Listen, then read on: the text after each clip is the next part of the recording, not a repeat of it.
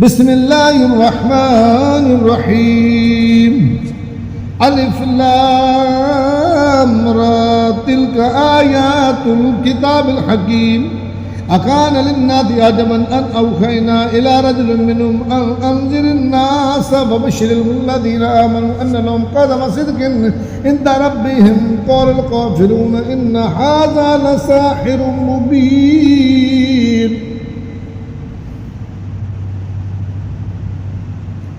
إن ربكم الله الذي خلق السماوات والأرض في 6 أيام ثم استوى على العرش يدبر الأمر ما من شفيع إلا من بعد إذن ذلكم ربكم فاعبدوه أفلا تذكرون إليه مرجعكم جميعا وعد الله حقا إنه يبدأ الخلق ثم يعيده ليجزي الذين آمنوا وعملوا الصالحات بالقسط والذين كفروا شراب من حميم وعذاب أليم بما كانوا يكفرون هو الذي جعل الشمس ضياء والقمر نورا وقدره منازل تعلموا عدد السنين والحساب ما خلق الله ذلك إلا بالحق يفسر الآيات لقوم يعلمون إن في اختلاف الليل والنهار وما خلق الله في السماوات والأرض لآيات لقوم يتقون إن الذين لا يرجون لقاءنا ورضوا بالحياة الدنيا واطمأنوا بها والذين هم عن آياتنا غافلون أولئك مأواهم النار ما كانوا يكسبون إن الذين آمنوا وعملوا الصالحات يهديهم ربهم بإيمانهم تجري من تحتهم الأنهار في جنات النعيم دعواهم فيها سبحانك اللهم وتحيتهم فيها سلام وآخر دعواهم الحمد لله رب العالمين ولو يعجل الله للناس الشر استئجالهم بالخير لقضي إليهم أجلهم فنذر الذين لا يرجون لقاءنا في طغيانهم يأمهون وإذا مس الإنسان الضر دعانا لجنبه أو قائدا أو قائما فلما كشفنا عنه ضره مر كأن لم يدعنا إلى ضر مسه كذلك زين للمسرفين ما كانوا يعملون ولقد أهلكنا القرون من قبلكم لما ظلموا وجاءتهم رسلهم بالبينات وما كانوا يؤمنون كذلك نجزي القوم المجرمين ثم جعلناكم خلائف في الأرض من بعدهم لننظر كيف تعملون وإذا تتلى عليهم آياتنا بينات قال الذين لا يرجون لقاءنا ائت بقرآن غير هذا أو بدل كل ما يكون لي أن أبدله من تلقاء نفسي إن أتبع إلا ما يوحى إلي إني أخاف إن عصيت ربي عذاب يوم عظيم قل لو شاء الله ما تلوته عليكم ولا أدراكم به فقد لبثت فيكم أمرا من قبله أفلا تعقلون فمن أظلم ممن افترى على الله كذبا أو كذب بآياته إنه لا يفلح المجرمون ويعبدون من دون الله ما لا يضرهم ولا ينفعهم ويقولون هؤلاء شفعاؤنا عند الله قل أتنبئون الله بما لا يعلم في السماوات ولا في الأرض سبحانه وتعالى عما يشركون وما كان الناس إلا أمة واحدة فاختلفوا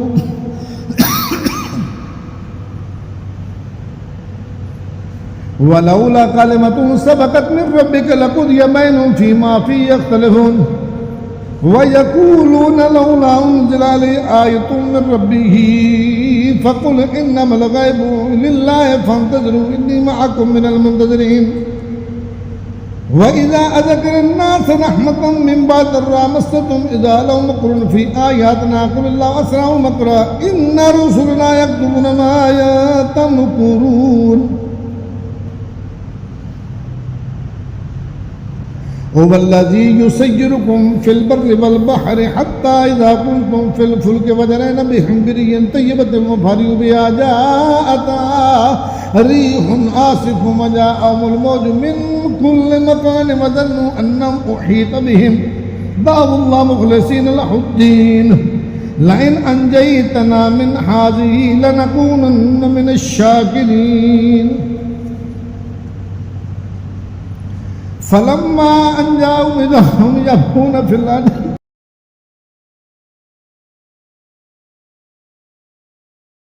فلما أن جاءوا إذا هم يبغون في الأرض بغير الحق يا أيها الناس إنما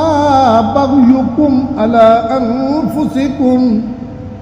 متاع الحياة الدنيا ثم إلينا مرجعكم فننبئكم بما كنتم تعملون إنما مثل الحياة الدنيا كماء أنزل من السماء فاختلط به نبات الأرض مما يأكل الناس والأنعام حتى إذا أخذت الأرض زخرفها وزينت وظن أهلها أنه قادر عليها أتاها أمرنا ليلا أو نهارا فجعلناها حصيدا كأن لم تغن بالأمس كذلك نفسر الآيات لقوم يتفكرون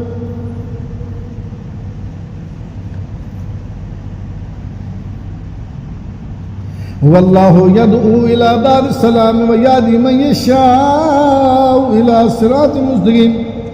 للذين أحسنوا الحسنى وزيادة ولا يرهق وجوههم قتر ولا ذلة أولئك أصحاب الجنة هم فيها خالدون والذين كسبوا السيئات جزاء سيئة بمثلها وترهقهم ذلة ما لهم من الله من عاصم كأنما أغشيت وجوههم قطعا من الليل مظلما أولئك أصحاب النار هم فيها خالدون ويوم نحشرهم جميعا ثم نقول الذين أشركوا مكانكم أنتم وشركاؤكم فزيلنا بينهم وقال شركاؤكم ما كنتم إيانا تعبدون فكفى بالله شهيدا بيننا وبينكم إن كنا عن عبادتكم لغافلين هنالك تبلو كل نفس ما أسرفت وردوا إلى الله مولاهم الحق وضل عنهم ما كانوا يفترون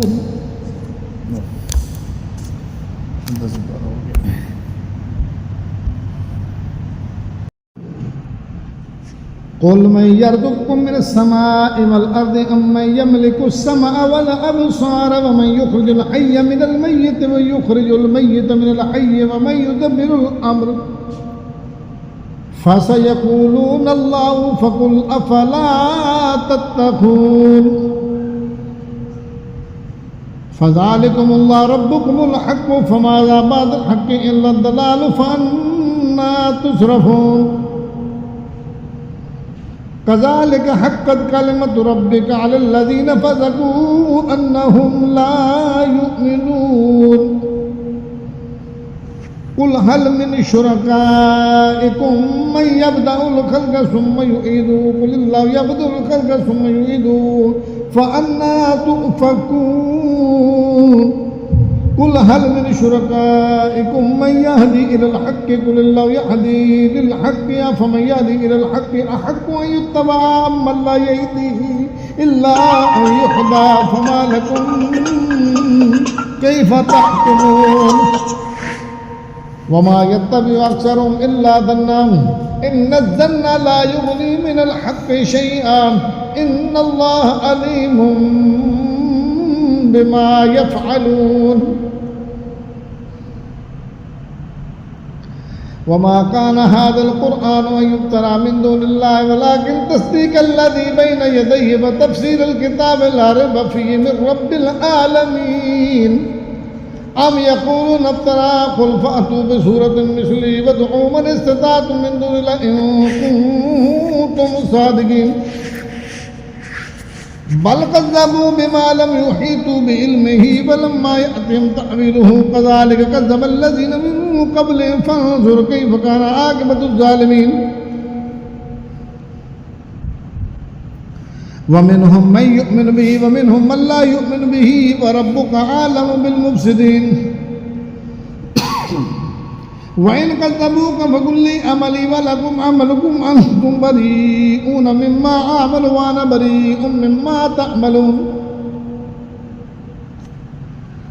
ومنهم من يستمعون إليك فأنت تسمع الصم ولو كانوا لا يعقلون ومنهم من ينظر إليك أفأنت تهدي العمي ولو كانوا لا يبصرون إن الله لا يظلم الناس شيئا ولكن الناس أنفسهم يظلمون ويوم يحشرهم كأن لم يلبسوا إلا ساعة من النهار يتعارفون بينهم قد خسر الذين كذبوا بلقاء الله وما كانوا مهتدين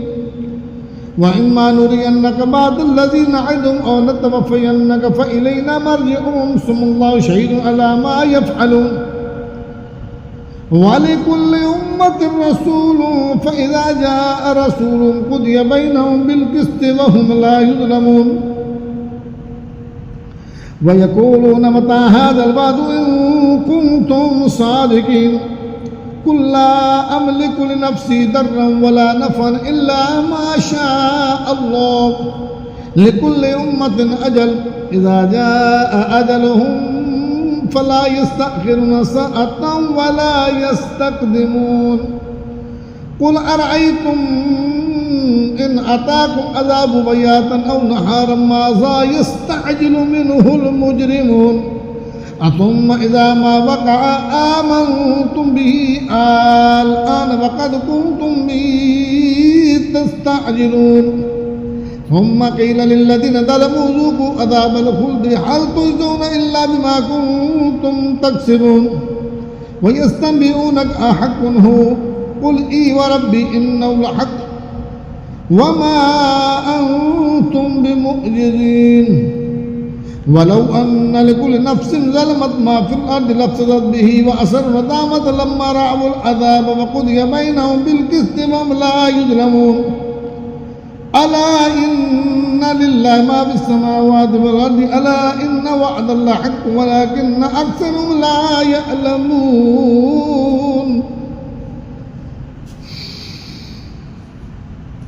هو يحيي ويميت وإليه ترجعون يا أيها الناس قد جاءتكم موعظة من ربكم وشفاء لما في الصدور وهدى ورحمة للمؤمنين قل بفضل الله وبرحمته فبذلك فليفرحوا هو خير مما يجمعون قل أرأيتم ما أنزل الله لكم من رزق فجعلتم منه حراما وحلالا قل الله أذن لكم أم على الله تفترون وما ظن الذين يفترون على الله الكذب يوم القيامة إن الله لذو فضل على الناس ولكن أكثرهم لا يشكرون وما تكون في شأن وما تتلو منه من قرآن ولا تعملون من عمل إلا كنا عليكم شهودا إذ تفيدون فيه وما يعزب عن ربك من مثقال ذرة في الأرض ولا في السماء ولا أصغر من ذلك ولا أكبر إلا في كتاب مبين ألا إن أولياء الله لا خوف عليهم ولا هم يحزنون الذين آمنوا وكانوا يتقون لهم البشرى في الحياة الدنيا وفي الآخرة لا تبديل لكلمات الله ذلك هو الفوز العظيم ولا يحزنك قولهم إن العزة لله جميعا هو السميع العليم ألا إن لله من في السماوات ومن في الأرض وما يتبع الذين يدعون من دون الله شركاء إن يتبعون إلا الظن وإن هم إلا يخرصون هو الذي جعل لكم الليل تسكنوا فيه والنهار مبصرا إن في ذلك لآيات لقوم يسمعون قالوا اتخذ الله ولدا سبحانه هو الغني له ما في السماوات وما في الأرض إن عندكم من سلطان بهذا تقولون لله ما لا تعلمون قل إن الذين يفترون على الله الكذب لا يفلحون متاع في الدنيا ثم إلينا مرجعهم ثم نذيقهم العذاب الشديد بما كانوا يكفرون واتلوا عليهم نبأ نوح إذ قال لقومه يا قوم إن كان كبر عليكم مقامي وتذكيري بآيات الله فعلى الله توكلت فأجمعوا أمركم وشركاءكم ثم لا يكن أمركم عليكم غمة ثم اقضوا إلي ولا تنذرون فإن توليتم فما سألتم من أجر إن أجري إلا على الله وأمرت أن أكون من المسلمين فكذبوا فنجيناه ومن معه في الفلك وجعلناهم خلائف وأغرقنا الذين كذبوا بآياتنا فانظر كيف كان عاقبة المنذرين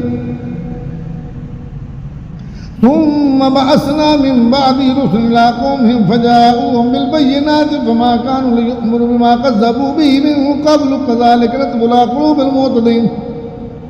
ثم بعثنا من بعد موسى وهارون إلى فرعون وملئه بآياتنا فاستكبروا وكانوا قوما مجرمين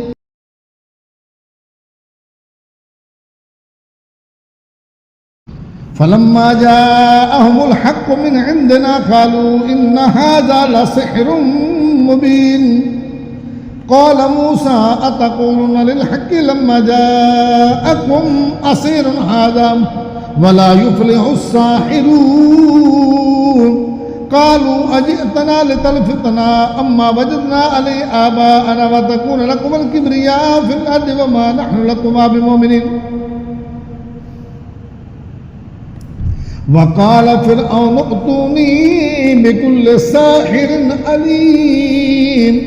فلما جاء السحرة قال لهم موسى ألقوا ما أنتم ملقون فلما ألقوا قال موسى ما جئتم به السحر إن الله سيبطله إن الله لا يصلح عمل المفسدين ويحق الله الحق بكلماته ولو كره المجرمون فما آمن لموسى إلا ذرية من قومه على خوف من فرعون وملئهم أن يفتنهم وإن فرعون لآل في الأرض وإنه لمن المسرفين وقال موسى يا قوم إن كنتم آمنتم بالله فعليه توكلوا إن كنتم مسلمين فقالوا على الله توكلنا ربنا لا تجعلنا فتنة للقوم الظالمين ونجنا برحمتك من القوم الكافرين وأوحينا إلى موسى وأخيه أن تبوأ لقومكما بمصر بيوتا واجعلوا بيوتكم قبلة وأقيموا الصلاة وبشر المؤمنين وقال موسى ربنا إنك آتيت فرعون وملأه زينة وأموالا في الحياة الدنيا ربنا ليضلوا عن سبيلك ربنا اطمس على أموالهم واشدد على قلوبهم فلا يؤمنوا حتى يروا العذاب الأليم قال قد أجيبت دعوتكما فاستقيما ولا تتبعان سبيل الذين لا يعلمون وجاوزنا ببني إسرائيل البحر فأتبعهم فرعون وجنوده بغيا وعدوا حتى إذا أدركوا الغرق قال آمنت أنه لا إله إلا الذي آمنت به بنو إسرائيل وأنا من المسلمين الآن فقد عصيت قبل وكنت من المفسدين فاليوم ننجيك ببدنك لتكون لمن خلفك آية وإن كثيرا من الناس عن آياتنا لغافلون ولقد بوأنا بني إسرائيل مبوأ صدق ورزقنا من الطيبات وما اختلفوا حتى جاءهم العلم إن ربك يقضي بينهم يوم القيامة فيما كانوا فيه يختلفون فإن كنت في شك مما أنزلنا إليك فاسأل الذين يقرؤون الكتاب من قبلك لقد جاءك الحق من ربك فلا تكونن من الممترين ولا تكونن من الذين كذبوا بآيات الله فتكون من الخاسرين إن الذين حقت عليهم كلمة ربك لا يؤمنون ولو جاءتهم كل آية حتى يروا العذاب الأليم فلولا كانت قرية آمنت فنفعها إيمانها إلا قوم يونس لما آمنوا كشفنا عنهم عذاب الخزي في الحياة الدنيا ومتعناهم إلى حين ولو شاء ربك لآمن من في الأرض كلهم جميعا أفأنت تكره الناس حتى يكونوا مؤمنين وما كان لنفس أن تؤمن إلا بإذن الله ويجعل الرجس على الذين لا يعقلون قل انظروا ماذا في السماوات والأرض وما تغني الآيات والنذر عن قوم لا يؤمنون فهل ينتظرون إلا مثل أيام الذين خلوا من قبلهم قل فانتظروا إني معكم من المنتظرين ثم ننجي رسلنا والذين آمنوا كذلك حقا علينا ننجي المؤمنين قل يا أيها الناس إن كنتم في شك من ديني فلا أعبد الذين تعبدون من دون الله ولكن أعبد الله الذي يتوفاكم وأمرت أن أكون من المؤمنين وأنا أقم وجهك للدين حنيفا ولا تكونن من المشركين ولا تدع من دون الله ما لا ينفعك ولا يضرك فإن فعلت فإنك إذا من الظالمين وإن يمسسك الله بضر فلا كاشف له إلا هو وإن يردك بخير فلا راد لفضله يصيب به من يشاء من عباده وهو الغفور الرحيم قل يا أيها الناس قد جاءكم الحق من ربكم فمن اهتدى فإنما يهتدي لنفسه ومن ضل فإنما يضل علي وما أنا عليكم بوكيل واتبع ما يوحى إليك واصبر حتى يحكم الله وهو خير الحاكمين